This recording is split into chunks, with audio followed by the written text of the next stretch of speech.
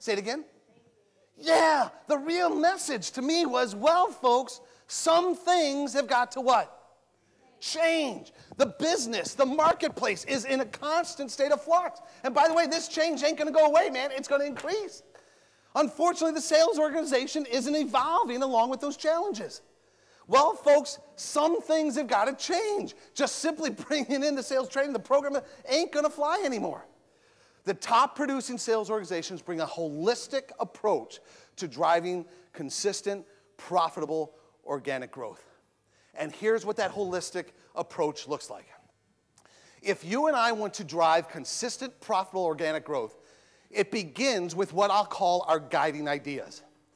It begins with what are our beliefs. It begins with what is the mission. It begins with what is the vision? Where am I trying to take this organization? If we're at this level in terms of our skills, our capabilities, if we're at this level in terms of our performance today, where, looking out to the future, are we trying to get to? It begins with those guiding ideas, defining those guiding ideas. And everything, if we're going to drive consistent, profitable, organic growth, if I want your attention as the CEO, owner, VP of sales of your dealership, I've got to ensure that everything I bring to your sales team is in complete alignment with the guiding ideas. Otherwise, it becomes another program of the day, and it fades away. Number one, we have to have the foundation of guiding ideas. We'll talk about it. Now that we have that vision, now that we've defined our purpose, now that we've defined that mission, now is it time to bring Beveridge in for some training? No way.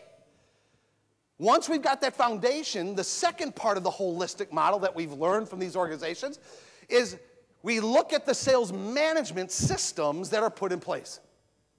We look at the sales management systems. Guys, I spend my life in front of organizations like you. I spend my life in front of sales organizations that have, 20 or 10 or 5 salespeople or 100 salespeople in the room. I mean, I see sales managers bring me or themselves in the room. They give great knowledge. Everybody leaves the room phenomenally excited. And then I ask the sales manager, what is your plan to follow up after this meeting is over? And you want to know something?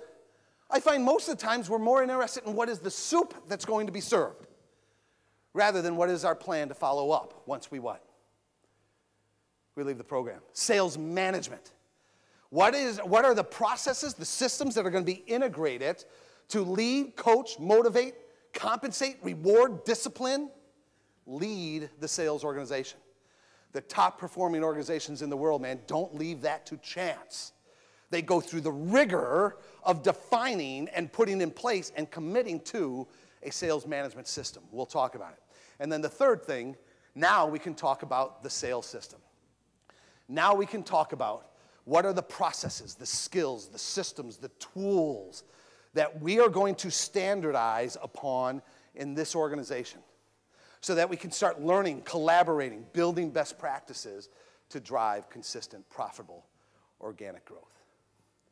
The first common denominator of those who take more from the market than the market is prepared to give is they take this holistic look and they integrate their guiding ideas with their sales management practices, their selling system. They put those together, commit to them, and they're going to drive consistent, profitable, organic.